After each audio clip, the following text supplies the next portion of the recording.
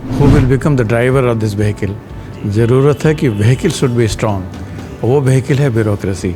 Doctor Hiralal जैसे लोग जो ऐसे लोग हैं जो कि जनता के साथ काम करना चाहते हैं। जब जनता के साथ प्रशासन मिल जाता है तो रिजल्ट बहुत ही अच्छे होते हैं, चाहे 1.5 मीटर पानी को उठना हो या बहुत सारे और भी प्रयास हों। अभी है कि क्या तमाशा है कि चिलमन से लगे बैठे हैं, सांप छिपते भी नहीं, सामने आते भी नहीं। हमें ऐसे अफसरान को आगे लाना है।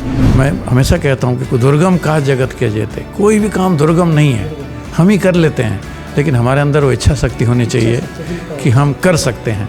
खाली सोचने से कुछ नहीं होता। तापमान बढ़ रहा है, नदियाँ सूख रही हैं, जलाशय कम हो रहे हैं, वाटर लेवल नीचे जा रहा है। सोचने से कुछ नहीं होता है, हरकत करने से, उस दिशा में प्रयास करने से होता है।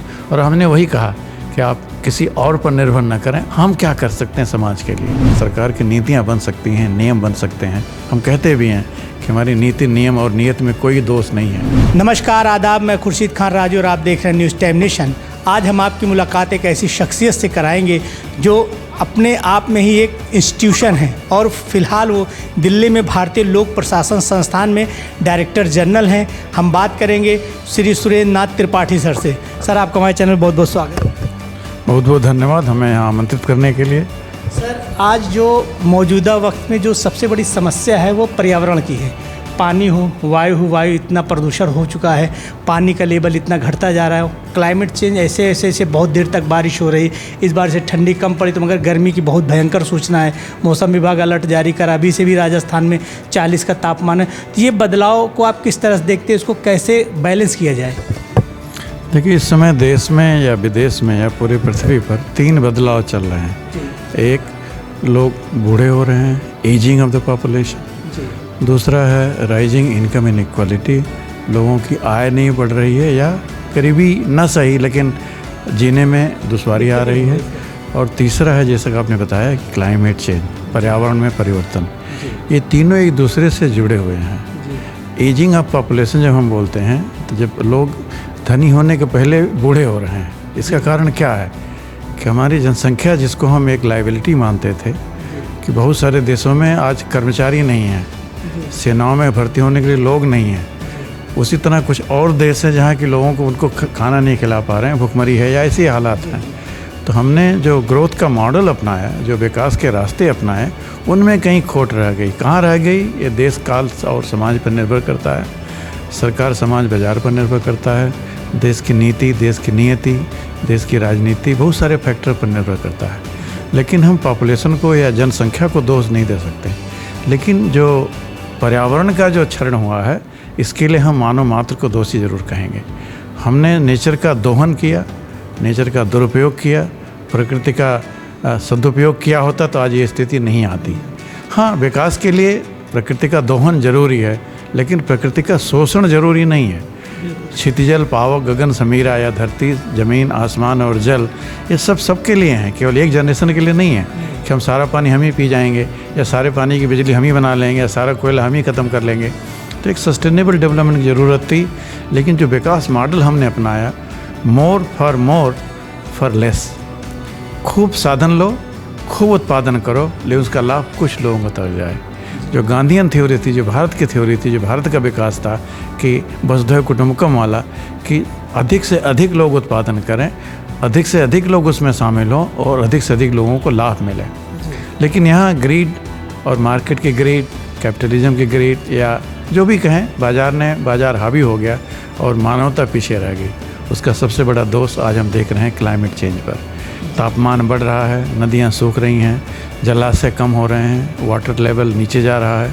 और आपके जैसे डॉक्टर हीरालाल जी ने आज के आपके इस अनुष्ठान में आपने चर्चा रखी है कि किस तरह से हम हर गांव को जल के माध्यम से, जल संरक्षण के माध्यम से आत्मनिर्भर कर सकते हैं। उत्तर प्रदेश सरकार की बहुत बड़ी पहल है 1 डिस्ट्रिक्ट 1 प्रोडक्ट, जिसका कि लाभ सबको मिल रहा है। मैं तो चाहूँगा कि आपके यहाँ 1 विलेज 1 प्रोडक्ट होना चाहिए। वो विलेज ऐसा हो जो कि जल के क्षेत्र में आत्मनिर्भर हो, जल और वनस्पति के क्षेत्र में आत्मनिर्भर हो। जल के क्षेत्र जब आत्मनिर्भर होगा, चाहे वो रूफटॉप स्ट्रक्चर हो या तालाबों का संरक्षण हो या पानी का बहाव और कटाव को रोका जा सके, किसानों की आय भी दुगनी होगी, आमदनी भी दुगनी होगी। कारण आय तो दुगनी हो सकती है, कारण लागत का दाम बढ़ जाए। लेकिन आमदनी तब दुगनी होगी जिसमें प्रॉफिटेबिलिटी आए, पर यूनिट कैपिटल उसको प्रॉफिट मिले। हम दोनों काम कर सकते हैं अगर हम जल को एक इनपुट नहीं माने, जल को एक विश्वास माने। और जल बिन पानी सब सून, हमारा साहित्य कहता है, हमारी भावना भी कहती है। हमने आज कहा भी कि दुर्गम काज जगत के जेत, ऐसा कोई दुर्गम काज नहीं है कि हम गाँव को पानी की दिशा में आत्मनिर्भर नहीं कर सकते। हाँ, इसके लिए जन भागीदारी की ज़रूरत है, शासन में, प्रशासन में और लोकनीति में, तीनों तरीके से।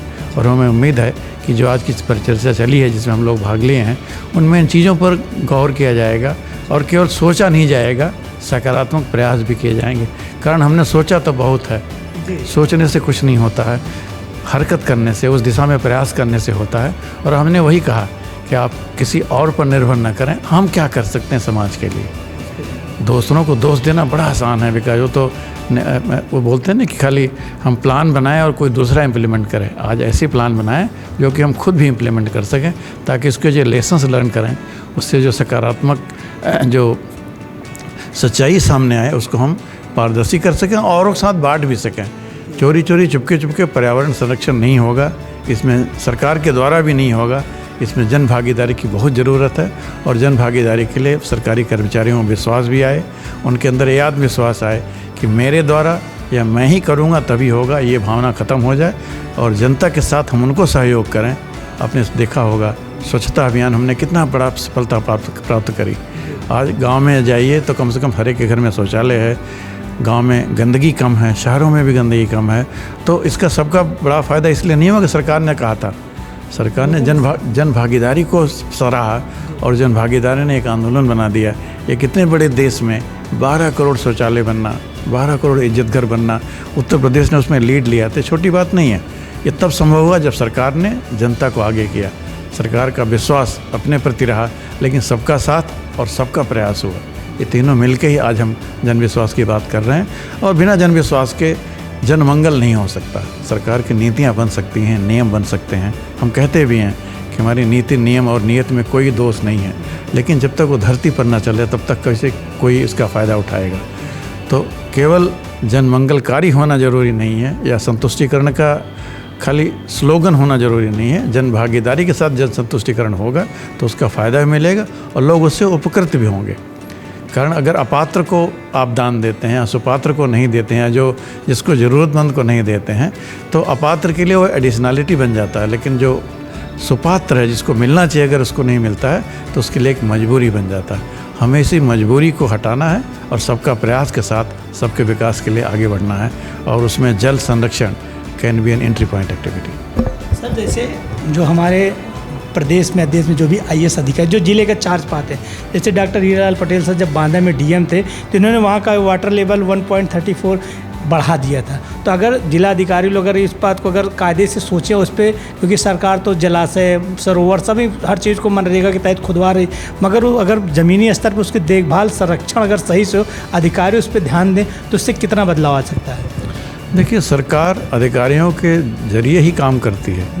सरकार या नेता स्वयं तो कुछ नहीं कर सकते ना, तो संसाधन ही काम करेगा। ड्राइवर स्टीयरिंग चलाता है, लेकिन गाड़ी ठीक नहीं रहेगी तो गाड़ी चलेगी नहीं। हम बार बार कहते हैं कि हमारे यहाँ जो कंटेस्ट है, who will become the driver of this vehicle.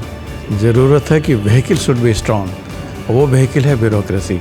Doctor Hiralal जैसे लोग, जो ऐसे लोग हैं जो कि जनता के साथ काम करना चाहते हैं, जब जनता के साथ प्रशासन मिल जाता है तो रिजल्ट बहुत ही अच्छे होते हैं। चाहे 1.5 मीटर पानी को उठना हो या बहुत सारे और भी प्रयास हों, चाहे मॉडल गांव हो या आदर्श गांव बनाना हो या गांव के लिए 25 सूत्री कार्यक्रम की चिंता करनी हो। ऐसा थोड़ी है कि किसी को और को नहीं मालूम था। मैं तो बार बार बोलता हूँ कि न्यूटन के पहले भी तो सेब जमीन पर गिरता था। न्यूटन के पिताजी ने नहीं देखा, लेकिन न्यूटन ने देखा। तो ऐसे ही डॉक्टर हीरालाल जैसे जो कर्मठ, जो सुदक्ष ब्यूरोक्रेट हैं, उनको इनकरेज किया जाए और ऐसे लोगों की संख्या बढ़ाई जाए। ये 1-2 न हो, हज़ारों हों।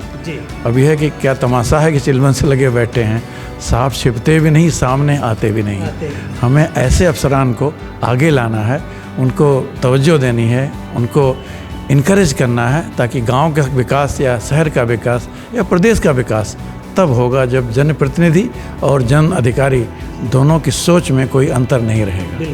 कारण दोनों का सोच एक ही होना चाहिए, सबका साथ, सबका विकास। लेकिन उसके लिए ज़रूरी है सबका विश्वास, और जब तीनों होगा तभी सबका प्रयास आएगा। सबका प्रयास बाद में आता है, लोग विश्वास करना चाहेंगे। You have to be trustworthy before people trust you. Hiralal ji trustworthy बने तो लोगों ने ट्रस्ट किया, जो कहा लोगों ने किया। ऐसे बहुत सारे लोग होंगे जिनकी गणना की जानी चाहिए, जिनके गुण का बखान होना चाहिए, लोग सीखें उससे।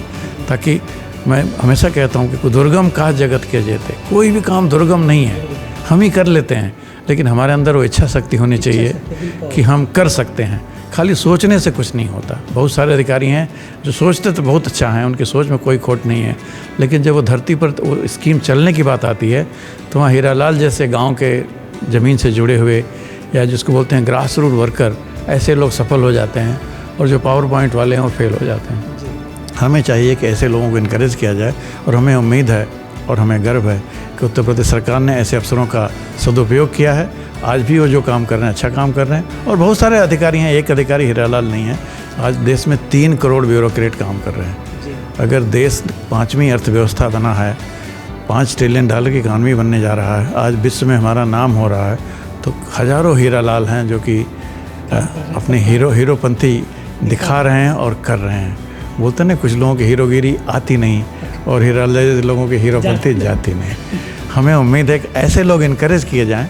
कारण देखिए, हर एक के अंदर क्षमता है। बोलते नहीं, हर लकड़ी आग बन सकती है, उसको उस तरह से प्रोसेस किया जाता है। बट उसी लकड़ी को आप आग में जलाने की वजह उसका फर्नीचर बनाएं, बेड बनाएं, और भी सदुपयोग करें, शायद आहुति के लिए काम करें, तो उसी लकड़ी का सदुपयोग बढ़ जाता है, उसका दाम भी बढ़ जाता है, उसकी कीमत बढ़ जाती है।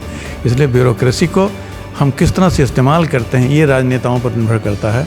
कभी कभी हमारा भी योगदान होता है, और हम IAPM या भारतीय लोक प्रशासन संस्थान में इसी पर ध्यान देते हैं कि ब्यूरोक्रेट का माइंडसेट चेंज करो, ग्रोथ माइंडसेट ले आओ, फिक्स्ड माइंडसेट से ऊपर उठाएं, हमसे ना हो पाई इस मानसिकता से ऊपर उठाएं, और देवता चित्त न धरें। अधिकारी ऐसे लोगों का चिंता करें, तब वो सर्वव्यापी बन सकते हैं, तब वो सर्वमंगल मांगने की कामना कर सकते हैं, और तभी वो सबका साथ और सबका विकास कर भी पाएंगे। एकला चलो रे कविता के लिए ठीक है, एकला चलो रे प्रशासन के लिए ठीक नहीं है। हम मिलजुल के प्रयास करें तो मिलीजुली सफलता नहीं, उत्कृष्ट के साथ सफलता मिलेगी। हीरालाल जैसे लोग, या जो जी बहुत सारे लोग, जो अनगिनत लोग हैं, जो हीरालाल को तो नाम मिल गया या उनकी पहचान हो सकी, लेकिन हज़ारों हीरालाल हैं जिनकी पहचान नहीं हो पाई है। और आपके न्यूज़ चैनल के माध्यम से इन लोगों को सामने लाया जाए, ताकि उनका साहस भी बढ़े और ऐसे और लोगों की संख्या बढ़े, ताकि हम ये न कहें कि हमारे यहाँ एक हीरो हीरालाल था, हम कहें हमारे हीरो हीरालाल हैं। ये थे हमारे साथ डायरेक्टर जनरल भारतीय लोक प्रशासन संस्थान के सुरेंद्र नाथ त्रिपाठी सर। इन्होंने बहुत ही बेबाकी से बताया कि सरकार केवल कानून और सरकार स्कीमें लाती है, उसको लागू करने के लिए, उसको धरातल पे उतारने के लिए हमारे से ब्यूरोक्रेट बहुत से हैं जो काम कर रहे हैं, और सब साथ मिल के सरकार, जनता और ब्यूरोक्रेट सब तीनों मिल के साथ काम करेंगे, तभी इन सब चीज़ों पे जीत पाई जा सकती है। कैमरा पर्सन अरुण गौतम के साथ Khurshid Khan Raju, news time nation, Lucknow. Subscribe करें आपका अपना चैनल न्यूज़ टाइम नेशन, और हर खबर सबसे पहले पाने के लिए बेल आइकॉन जरूर दबाएं। और हाँ, खबरें पसंद आ जाएं तो लाइक और शेयर करना ना भूलें।